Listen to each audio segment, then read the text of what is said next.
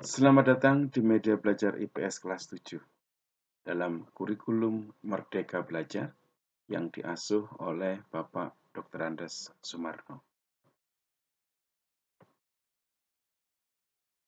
Jangan lupa untuk subscribe terlebih dahulu.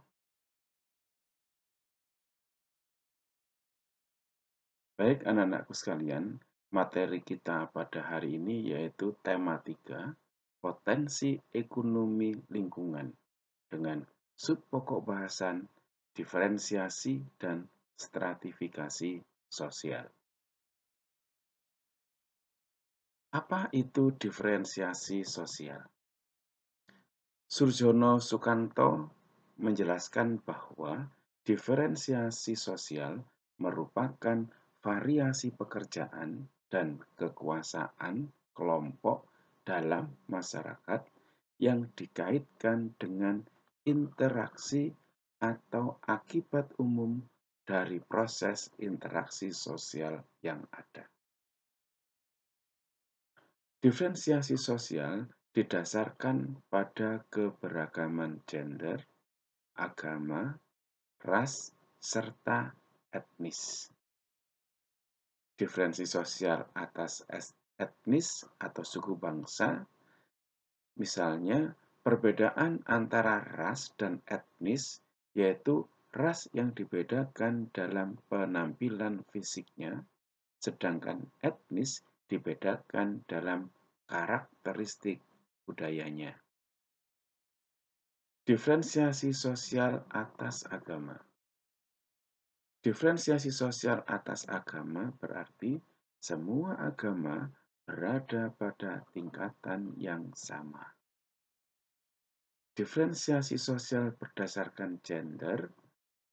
Diferensi sosial berdasarkan gender adalah perbedaan mendasar antara laki-laki dan perempuan.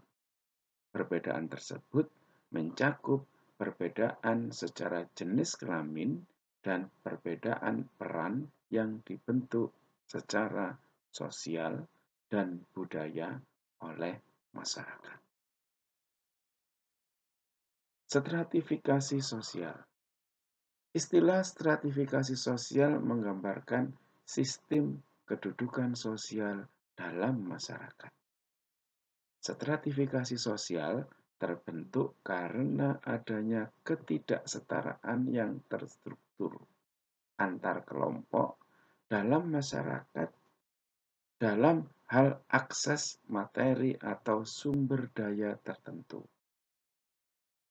Bentuk paling khas dari stratifikasi dalam masyarakat modern adalah adanya pembagian kelas.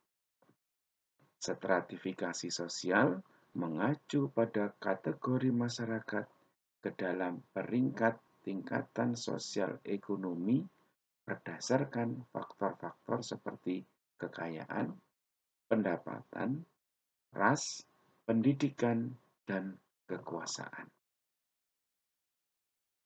Sistem stratifikasi dikategorikan ke dalam dua jenis sistem stratifikasi.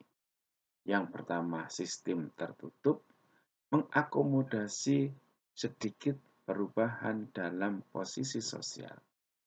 Dalam sistem tertutup, tidak mengenal atau mengizinkan orang untuk berpindah tingkatan dan tidak mengizinkan hubungan sosial antar level.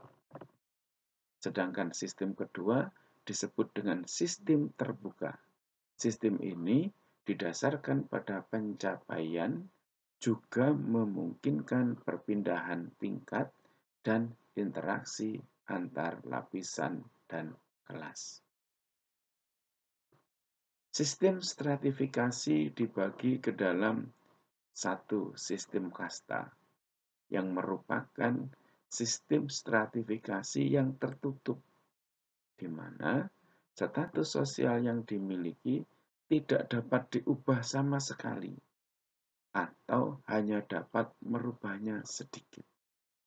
Kita tahu dalam sistem kasta ada kasta Brahmana, kasta Ksatria, kasta Waisya, dan kasta Sudra. Dan sistem kasta ini biasanya ada di India. Yang kedua yaitu sistem kelas. Faktor sosial individu didasarkan pada prestasinya. Kelas terdiri dari sekumpulan orang-orang dengan status sama yang terkait berbagai faktor seperti pendidikan, pendapatan, kekayaan, serta pekerjaan. Sistem kelas bersifat terbuka. Setiap individu bebas untuk mencapai tingkat pendidikan atau pekerjaan yang berbeda dari orang tua mereka. Dalam sistem kelas, individu juga dapat bersosialisasi serta menikah dengan anggota kelas lain sehingga dimungkinkan terjadi perpindahan dari satu kelas ke kelas lainnya. Sistem meritokrasi adalah sistem ideal yang didasarkan pada keyakinan bahwa stratifikasi sosial adalah hasil dari usaha pribadi atau prestasi yang menentukan kedudukan sosial. Tingkat usaha yang tinggi akan membawa pada kedudukan sosial yang tinggi. Begitu pula sebaliknya. Anak-anakku sekalian, sekarang diskusikan dengan teman sebangku kalian. Bentuk pelapisan sosial atau stratifikasi yang ada di masyarakat. Nanti berikan penjelasan dan contohnya. Yang pertama tentang stratifikasi ekonomi, stratifikasi sosial, dan stratifikasi politik. Jangan lupa presentasikan hasil diskusimu.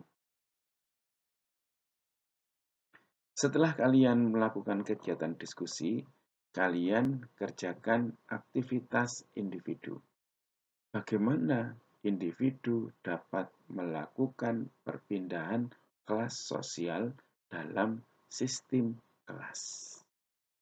Jangan lupa pula presentasikan hasil aktivitas individu.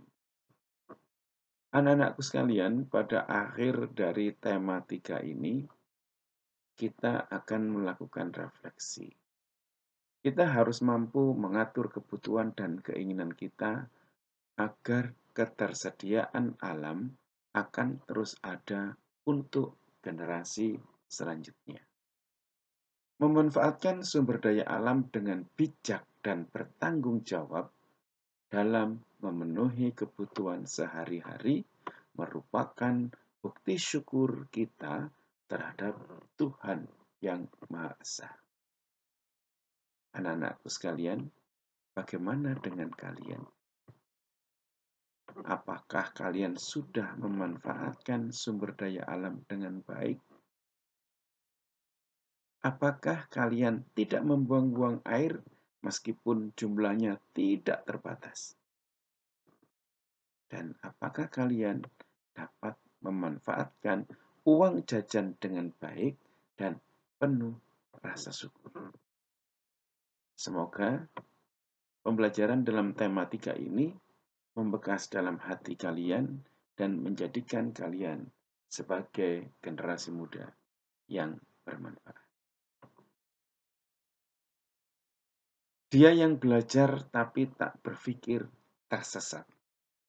Dia yang berpikir tapi tak belajar berada dalam bahaya besar. Konfusius. Berbakti untuk negeri. Sumarno Guritno, blogspot.com.